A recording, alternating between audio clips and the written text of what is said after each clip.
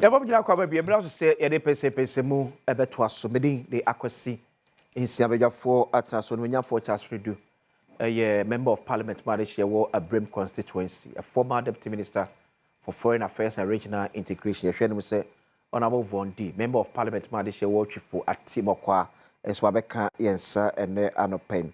But before that, on the brighter side of life, happy birthday. Ekoma Ora John Massey Arthur, CEO Edema Brand Forward Ventures and manager of Casapreco Depot. You were Asaman Kessing. We if you Maxwell could the cohon was always sure the best yame age now. Chief na on your Cassepa, because say obey Casse. But your first word as Magic Bre. Namoso Moshe Bedrim. Honorable Cordia. Adom, Akusi. Yamiadom. Honorable Charles Redu. Yamiadom. Constituency Cheye.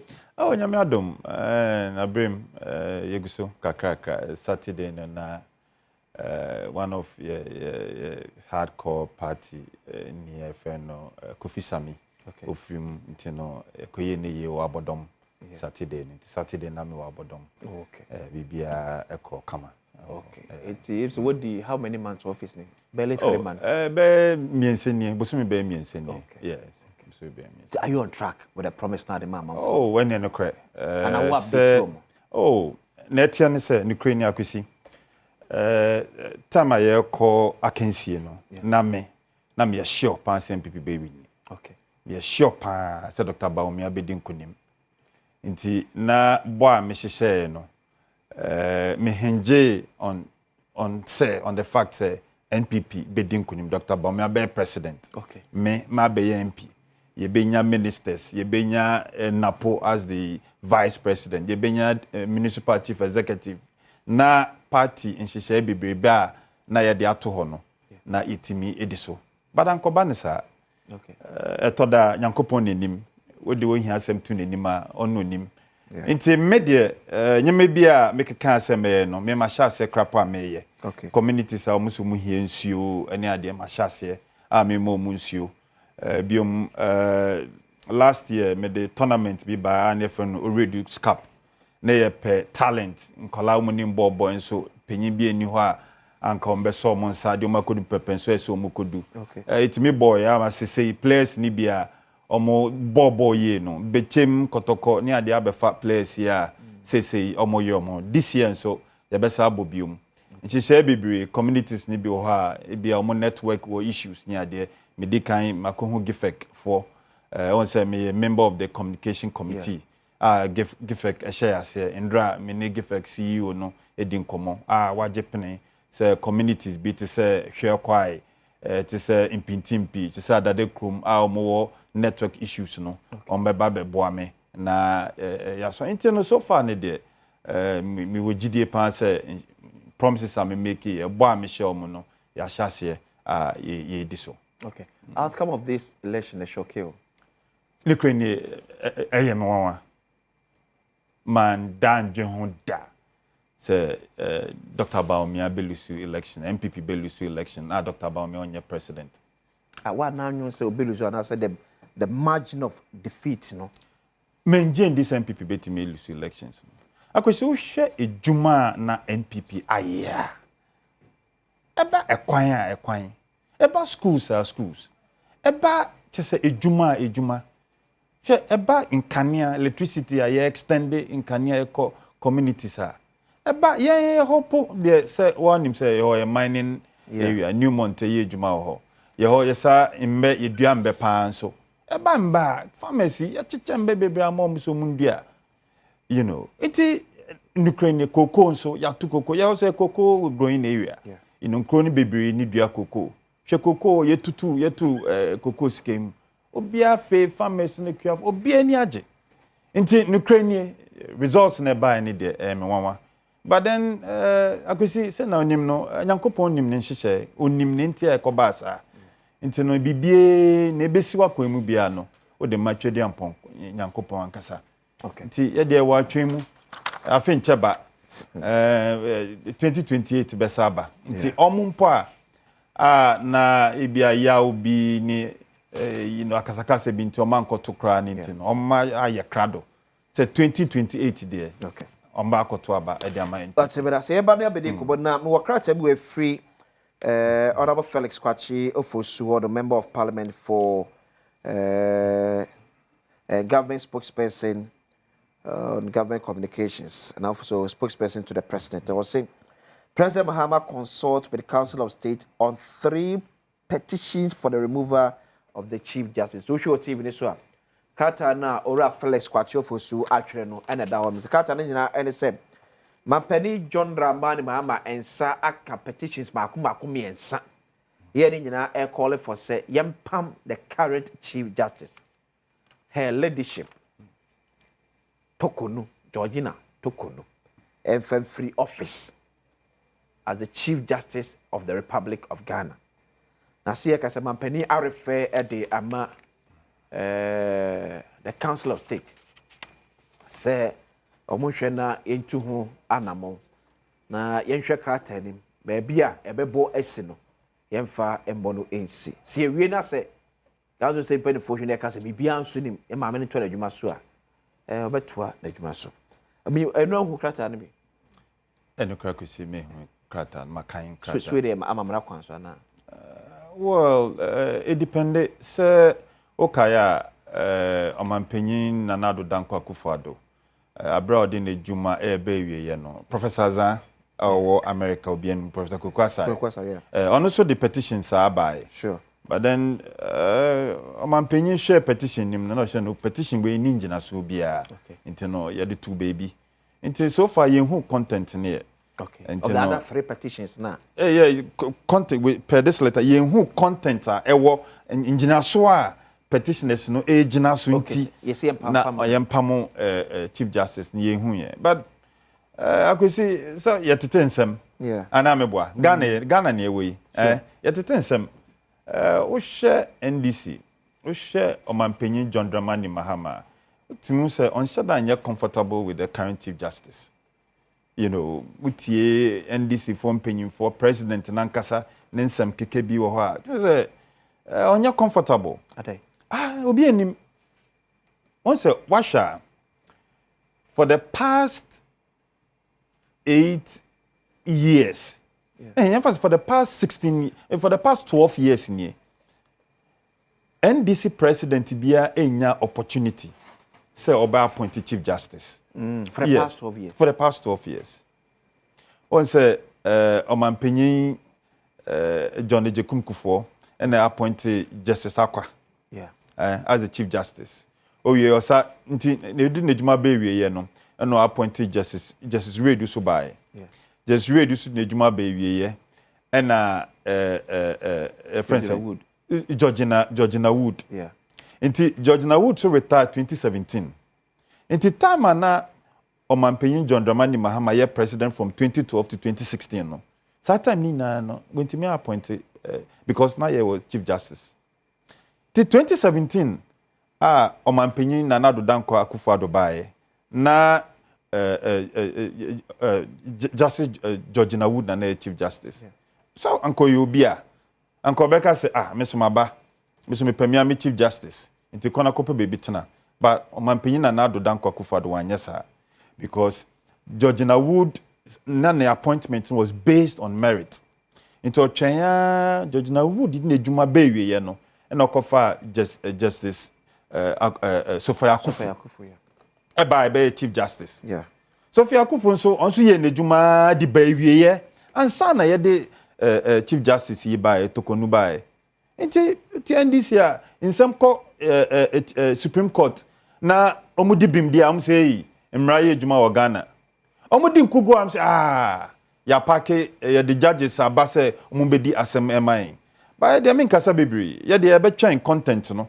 So far, you who content, Rubianson take content, who engineer so sa petition is engineer so near train. It is the bar, only the engineer so ne bar. A ho, and you will be beer, you bet to your numusu tissue. Na said, Ushe Mudia.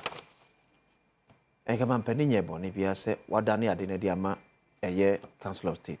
Senator, a shen so one. Sir, Netian say, a toda brand new word be frivolous. Oh, okay.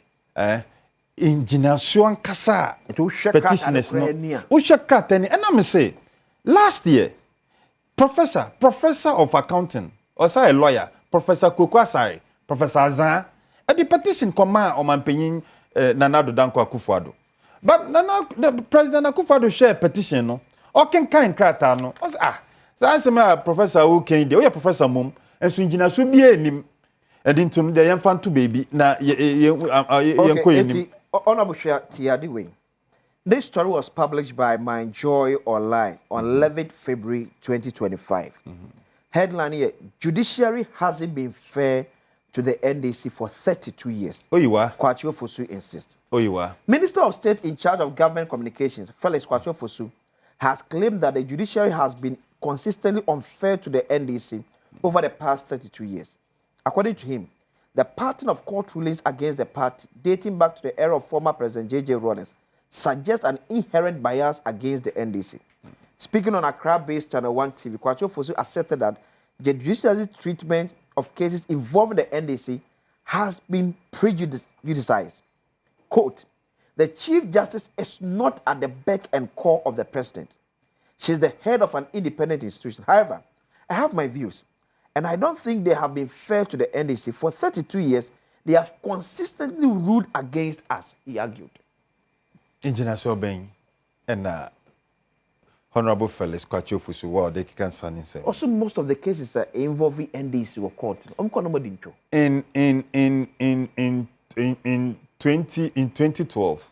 Yeah. In 2012. Yeah, you call elections. NPP ye lusu ye the case in the court then they see Ghana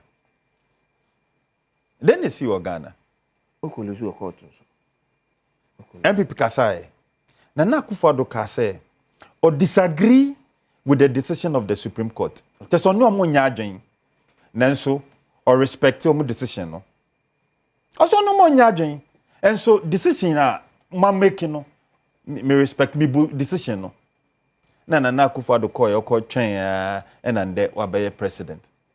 We win the Juma or Mampenyin John Dramani Mahama Abba. But it is you're talking about the Fourth Republic here. Oh, me say asema America me say uwo case now the court now wonjina soa.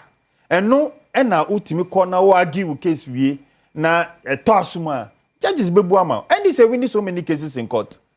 NDC. We need so many cases in court. Case here me can election petition ni. NDC we need. NPP we had the opportunity of seeking a review, but Akufo-Addo say there be because ye person mine no ye kin na ye kabom ye person asumdwe ba o mine nim. It no want me ngina sadio eye ade bi o ma yo madwen say Chief Justice. O ma yo madwen say electoral commissioner sankrofo ino mbe yi o mafio se na mbo so musumu yo monkrofo akwesi baby ayedu Ghana ye koyenim se obi de bibi ba na ewo ngina so na uhwem petition no se bia nipa na koye bibi wakodisika project katasese bi wo baby na problem bi ani ho ye ni how and they say kwa nipa nkrofo behwem no so wu asemi a mudi abede I think say wonjina so iti where how many initiate processes no say wo hwe constitution ma president is entitled and president is enjoined to pick two Supreme Court judges sit as a panel iti ba ko be chairman na ba ko a panel member no ma hwehwe nsem nim iti ye ye di ani be di akire na so ma yo madwen say esan say Mampenyin Nanado Danko Akufo-Addo na appointed mami nke bebe nchiro she Justice Sofia Akufu Mampenyin Akufo-Addo na appointed no make time crop or appointed no NDC for say hey Akufo ndie bia be hokapa na enimia be hokapa na enichiriba and so omo lead demonstration against the DDEP haircut one and dano Justice Sofia Akufu and I say Ministry of Finance issues or mobile a friend saying DDP haircutting Justice Akufo na demonstration ya no na say Mampenyin ba ya obete committee on Obete Council of State. So I appointed Justice Akufo as a member of the Council of State. And so time Omanpenyi Akufo do appointing. You see we eninya and what fase we obabedi atemuan obabe dani bibiama MPP and so say oh ye juma no ba no o hwe enyemedin no se da bi me wo ha based on merit my year juma my starting from the magistrate court me the high court me the appeals court and me the supreme court. It is said the me abedu ha the me abetena ha de a esem ye me juma into e na juma fine sanso na justice tokonu e na juma into ya de na ye kan say Omanpenyi John Dramani Mahama why wadwen say mami a ya kofa na ote ho oye na juma kama nsem bia mba hu wo pese oyi ni de ye twen content no say content ne ba eno na e obibi kan because ye ken e bia na wakoye boni bi yedim anti ya na mpese be kasa bebre e pese ye read the content ni ngina so a petitioners ni e gina so onu nti no mpese ye yi ma me no say ba ye obibi kan ye so e be kasa. Okay, Honorable Chasredu, a member of Parliament, Marishewo, Abrim constituency, make out say University of Gold Coast and Enjoy Business Akambum, the Global Leadership and Corporate Governance Strategies for Sustainable Business Growth, bro. So 29th of March 2025, Gold Coast Hall, Accra Business School. If you're not panon crew, equity area prem to bre. Admission a free person baby, untia capre, untia simpua. Nyobe nyina ne so be call enhomantenta kese esum www.ugc.edu.gh/event etie www.ugc.edu.gh/event and abet me afre 0260 500 444 0260 500 444 so on the 29th of March Yenyina yeshia Gold Coast Hall ya Accra Business School na yekoti enko betimi aboa ameyetimi etumponi e business so betimi ejina na so ye papa ne kasmafo aboa ba se bi Sir Sam Jonah, a renowned business leader and statesman eti yenyina enko na enko make out sika koso ne twenche me another draw and so bro another 1,000 Ghana cedis over benya sa eska wenti o mo yen tell say dial *281#. Dial *281#. Next select option 4. Baako bia betwa bia 5 Ghana cedis. Baako bia wotwa bia 5 Ghana cedis. Eti your next draw na to aso TV ne som. Draw no na ba na select one number na ma 1,000 Ghana cedis alope ye for taking your time to watch Bedwem. Yesterday eda wase enno. Eti ma 1,000 Ghana cedis. If I my live draw no my live draw is 1,000 Ghana is alope ye ena wo enya pese be ba da wie so a be sa another live draw so ebe bro 80,000 Ghana is alope me si onya dial *281#. Dial *281#. Let's select option 4 my live draw no na man for say live draw no course okay nice one 5 4 3 2 1. AC one number and every year 0541 299 0541 299 on every year. It would not pay 1,000 Ghana cedis. 1,000 Ghana cedis. I'll pay. Jennifer Kosotin Masukakra. Fatty Cabebri so. Fatty Cabebri so. But you're trying to mean Paco so. The comedy carcass we do win here. Within 1 to 2 minutes, now Saka Osika. We nya fi de kwa koma STC anase VIP se famro. Na baba ye NNN asebia. Tina be de catch say number na de ebe place a draw no. Make sure you register for mobile money. Make sure you register for mobile money. We ni pakro say say Saka ni sika 1,000 Ghana cedis eko. E say pakro ti ba mo so mama no any enkomo. So my mama to aso na mesa emra ne so later. Ese minya na me ne betwe enkomo so no becha so edu enu akoma senso former vice president Dr. Mahmoud Bawumia eba ho ma adwadefo no 200,000 Ghana cedis ka almost cement 1,000 bags. Now the regional minister so nanama info so eba ho no ebe ye the assessment no be share kan betimi afa so a e be sa rebuild bia. Now the challenge of adwenfo ne say omo mpese aban ebesi shops no dia mom because the fear ne say aban si a ahwa no mo sansan kan bi. Now the issue na kwa akoye trust nti I think say meti o hene baako na o ka say baby akwako de gina gidie na eni ho. So how do we bridge that gidie? Ebi na esi o kantamanto a na ko kantamanto a adwenfo na rete omo a shops omo de echo. Meanwhile that should have been the case. How do we bridge that gap? Senebe ya gidie no betimi aba. Akwese me da se.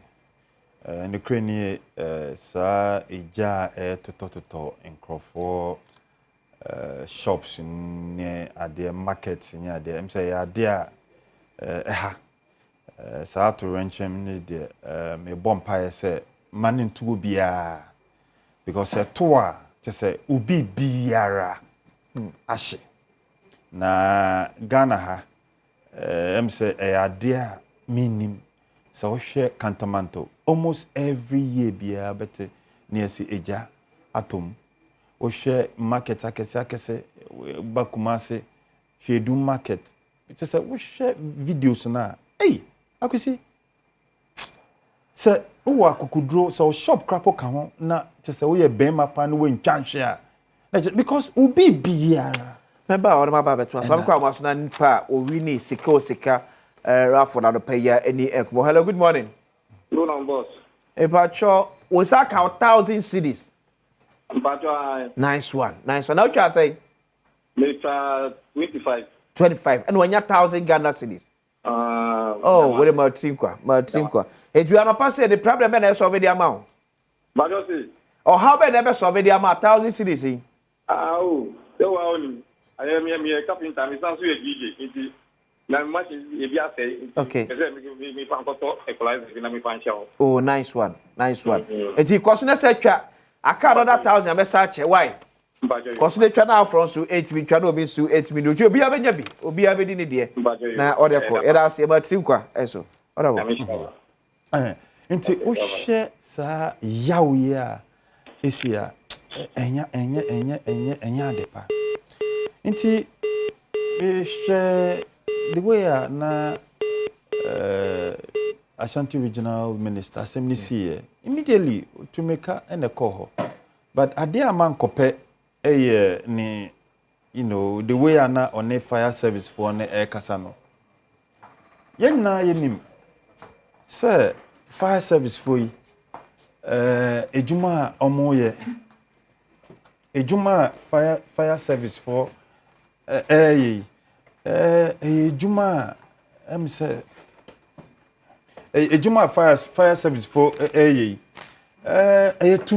Mr. Apana me say 200 Juma because akituani nya hibia nanso omafa edesi omo ho so say omo beye say Juma ejuma no so mo how bebre Ashanti Regional Minister obeye minister na fire service for e call no ho na so Papa, we dey ma akwa ba o. Na ye wo how kakra, ye how baako ene say. Ye fire tenders ana kasa na nyema ye di dum gya no. Ye ni bi akaba mienu bi pe. Etoda kra nsuo kra ye di be kwa kokodum gya nsuo kra na ye problem. Nti aya boyen. Nti minister no so call ya eja nation na o keka sansem no. Dem say, na papa we ayo wa na fire service for be ka che say. Omu ni facility, omu ni equipment, omu di beku, omu di bedum jei, inti bomu, inti bibi saba. Yenjina yenjina baby ankrane wo enyi nkrane. Nsem asem ye aba, e ato yentem, yenna yenhwe kwan ye be fa ye bedum ja no. Na de onam na wan be boma mane, wan be kan nsu asem ankyere me, baby wa park o kan yi da eno no at that particular moment no and solve the problem no. So what things I say, where fache me minister no concern was say car ne suo no na nsuo wom mo yuso am nsuo nasa eja no gusto ehye adenti na car ne da so si wonum yentimi ntu fa nkofa nsuo from fa madum eja na then I met say na Kenales Nate the PR member of Ghana National Affairs ekase is part of their routine adwuma mo yese car no or say the be eja ba ko on grounds because minister no so how no say eja no gusto hye enso na de ben asa is a case wo de betumi yakobu nso de abade a na wo fa nkobu ne mfa medum jan rather say wo jan on grounds ho no sir na fire service for ne kan no sir minister don't know a medical doctor into the fire service for no keka kasansem no fire service for change mu sir papa enye sa na ye adwuma into ni giant ne yenye ampa so omo yere omo ho a ma jo nkofo bebe lucy omo ejapade ene ade nti sa yawo ne atronye nchemi a esiye no eno na Dr. Muhammad Baumia etena ho ano se odabi ohwa nkrofo property so musika omudi achu bi kropo akobo bosia obi kropo nyema ni kropo wakofiri nti no obeko na wakoso mu kakra nti ndra opesika sana wa ka no ene we na ode akọ na ode akọ support omo but I think say moving on no and I share videos na omo no mu digwa na mba na omo ni jepa omo da mampenyin abedi chire Dr. Baumia omo dana se onumpo oni abenmu se misi ye waba oba beboa eni ade na bibia akoso but I think say moving on no in binuma shase po kase sa policy a omampenyin Nanado Danko Akufo-Addo baya every constituency bia yema constituency bia ambulance no anka sanso na yenye replicate fire service for no it's one constituency every one fire one constituency bia no anka yempe fire tender ewo ho sana bibisa ba quickly no na omako dum no ebi omo nso utie fire service for na nkomo mudie ni kire se I think say omondo so musa into no say be here say be recruit more fire service for more personnel na ija bibisa ba na mu na akoboa ebeboa moving on so no am say utie insema say no yenim course no fire for no say omuguso omu yenhwehwemu enche bia no oma be ka chen adepoten ekotwen sa aturu yenchemi ekobae but utie some of the report can some of the reports in the past ACC agobrosi ni ade a ebo abeka yesi o edum so na akofa sade ya ba ndo akrapa TTB me parliament ubisa honorable Vondi andra yetete me MPs ni bi no mo ka say eye dum so no nansen aba tiesi kumase no could be one of the factors but there's say omunye fire service for omunye expecting into no yetimi kan bebre ye de ebetwen say fire service for no the final report in the bar na your comment bia na yaka nti ya maame nom ya papa nom a mo japade musika mo bibia ahye no minimpa say mo haw mu but munya botre kakra ndra Dr. Baumia bibi kakra aba matoso say amampanyin aka say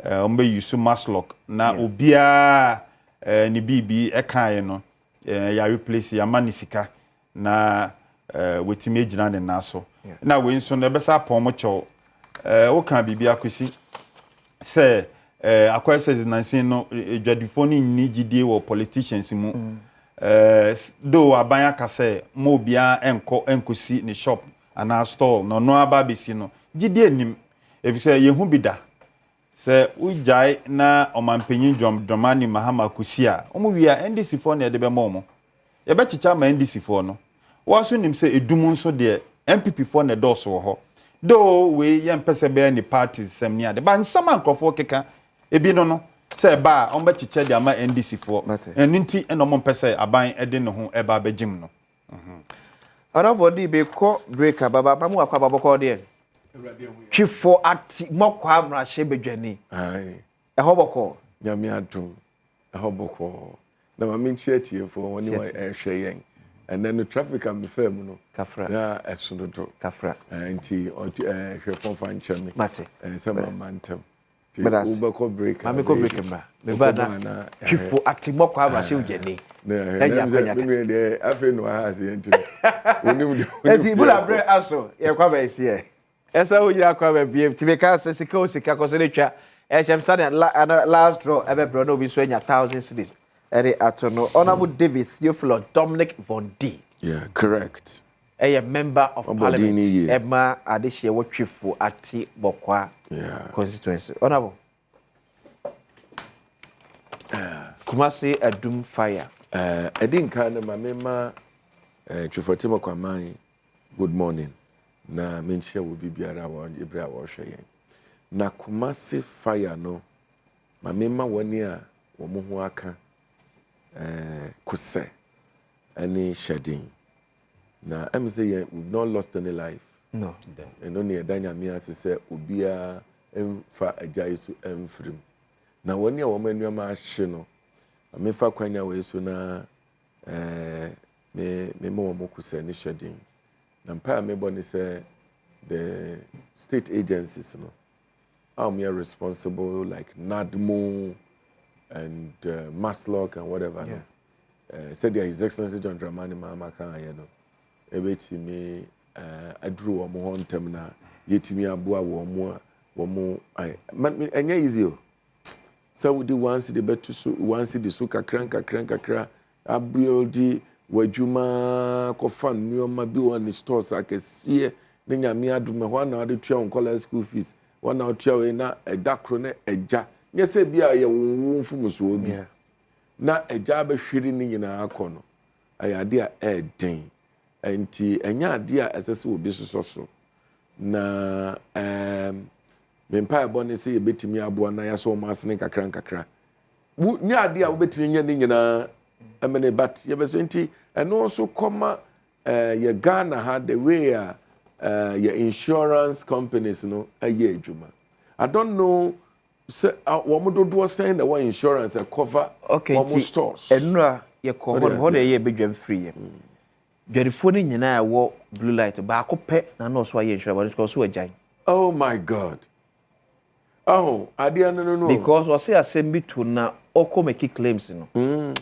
Or how of film no. Menua, so I been to that. So ukuta car now koye insurance o mo jiu so so na do be jiu sika o jiu so papa comprehensive na metua pum.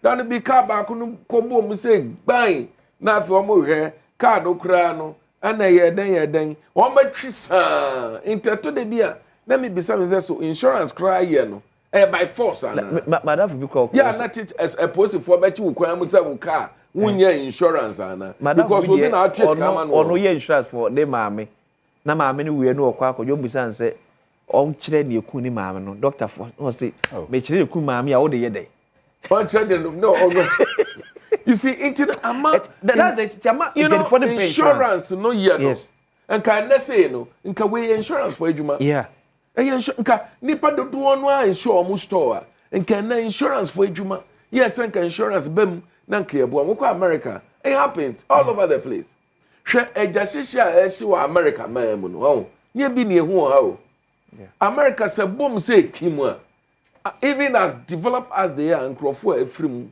ahwe wo mo nkwa no nya asam ketwa danso ubehwe na insurance company abem na you know but when you need you are and as I said today and say enwema sa na ye to so mienu ma me na woni adofo eboa woni a wo mo ho aka no ye na wo mo nyina asem yes your former vice president and so akoya adoye ne kwan so anu no so wo mo free mu enje yo ebia na ebia you know kakra go nsem wo akoboa sa ne nya news sa o na so ye na se eja wa nan be hwese na na adon so be ko akobo bi na ye ma me frima opar one ne kute scan wo one scan kuta won koboa na one kumasi na oka kumasi anu aka MPP won koboa won na je de ye akoba ba o mi see ye but ye so so person obabium no problem that is his right so no problem it is have we start here ye nyoma etwe sika ni andia ya na say why yes sir and then no look fire service masra won na no na menu akitwa a minister for Ashanti region na say woni wo mo anyanta tawa kakra I say youthful exuberance na opeso ye biribi opeso ye dwuma opeso sesa nneamani na saade na betwa ne kon wa na you know communication and koye papa sa but it's one of those things I feel say is normal let go and move on but I believe in him me jidi so opeso ye biribi papa masa antimai na asanteman de otikoko so eman eno no na megidi se de atu yen ase yehwe na antu yen bio. The structures in our market is another issue. Menua okwa o se otumu se structures ni nyina ye ennua na yesisi abom ho de ko tie esi wo katamanto nanu aw enti no se agya tomu a ebehia da hia wo ye ho hwe enye ye. I think this is about time you structure your market ye na ohwe de anyame Adom His Excellency John Dramani Mahama aya KJT ano a megide se se yetimi asisi market papa ma ye dwadefo ni ade a enuama say na bebra say it's a very horrible thing megide se obi ni ho a so ye NDC MPP wanya party asem obehwe no NDC fo kra no omanuama hye bebre eninti no regional minister as I say oni fire service for esanso kotena ase ebias obi na ama ne voice so na ankoso year. Oh, I mean, let's jojo yam fa chicheche ye ho na afi no let's see how best betimi esi asanteman said ye because o ka se dwadi a asanteman na di dwa kese and ye wo ye ho hwe anye ye asanteman na di dwa kese and intina His Excellency John Dramani Mahama esi KJT market no na ne kwanso ano no so osi wakumase and inti abane say ya as ye tena se ne adwene se ochena de here the abesinko so one year so the issue about fire service near say how well as on mine your resource fire service vis-a-vis the current trend of infrastructure development at Ecoso Menua and offer airport had a number of high-rise buildings on Menua fire service I can be a said a bit to fire service to say all other institutions in our country are all under-resourced. Fire service said they're working. So Jabi see a high-rising building more. I don't know how they will be able to go and deal with it. Hey, I'm telling you. Oh, it's a whole look. Now, I called my commander, police commander of my constituency. Yeah. What a very nice gentleman. Ye Juma Ombreda. She said, what two amusu sa or catch him so honorable. Boat keke ye de besi nsuo so. Ni enya life jacket keke. Say ye beti media ko nsuo no so pra no so akopa mo nkwala ni ye ni bi. Enti wo ba ya ni so ba ko gina nsuo ni nchen. Say one shot na ba because untumi ko bo bi ban so kuno. Wa bra wo mu fa no fa bra kwan so. Wo ba ko no obesan so aba. But say your life jacket. Ni wo boat speed boat yibia na nke betimi ni omo ayeya na anso bi ni ho enti boat ma ye adwuma ya oba ho be fi se me nya hwe. I mean those are the problems we have in this country. There are nice firefighters in this country ya training wo but you see akadie ni ho, but I have faith in His Excellency John Dramani Mahama. Budget says 2 million cities. We will resource them. 2 million cities for fire service. The budget, and your budget that is going to run for 4 years. And for 1 year. Exactly. So the point is that shas every baby, abesia ko baby. So betu nyama ya be hu Ghana ha sikasema ya be hu a. The nkrofo ya Ghana, awia Ghana, apepa in fact, person na ka ya this can shame. Me say evidence will be what is here? Person ko and intino as I see ye ne kakra ye beduru ho.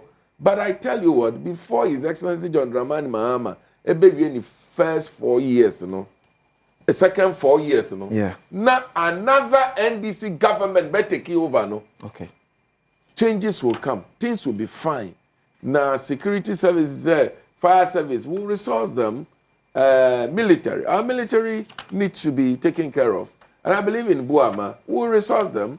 And police service, for example, police service, who resource them.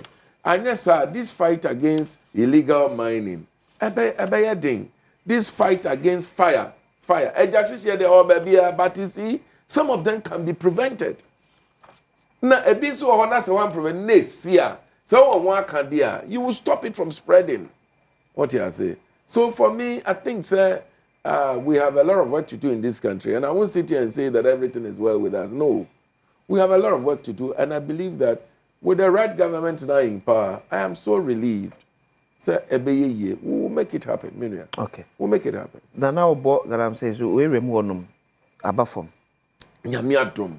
Abafom. Look, my member regional minister. As compared to? My member, regional minister Abaso. Okay. Ekopin. Oh my God. Abranche on tra office. Just a Oshemre mo. And we're fighting Galamsey, you know. And he's Eko, Nyamin Shrawa. And I feel that these are the kind of people we need to work for us. Okay. So selfless. What do you say? And I think say Amagalam say asemno Abafom. And for Chifatimokwa area na North Central region Abafom. I was say Chifatimokwa Accra no. Galamsey no. I am more of the river no. Yeah. And spreading my abontin see to koko ni adiegu from Derby. I am more of the river body no. Okay. But I think that the regional minister and the regional security, agencies, the police and all that, they are doing what? They are collaborating so well. And I believe, sir, Bafom, Mpensenpensenmu Bonnie, sir, we'll get a more of an alternative livelihood, because they keep saying, sir, Menia, sir, we permanently free home.